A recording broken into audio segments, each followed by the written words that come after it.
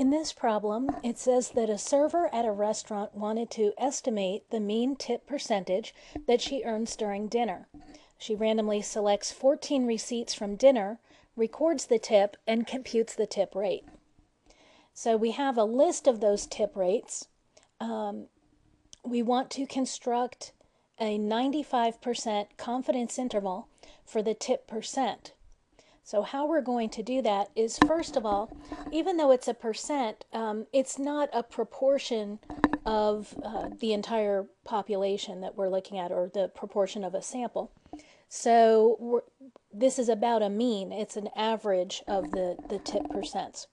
So we're going to use t-interval, and I go to stat and over to tests. And I choose number 8, which is t-interval. And I can do this without scrolling, just by clicking on the number 8 on the keypad. Now, the first thing we have to select is the input. A lot of times in the problems we have statistics. They tell us the sample mean was so much and the sample standard deviation was something. But in this problem we're given a list of data.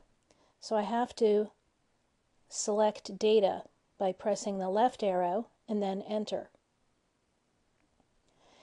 Now you can see that the menu has changed here.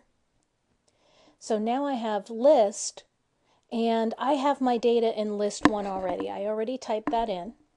So if you use list 2 or list 3, you just need to change that value there.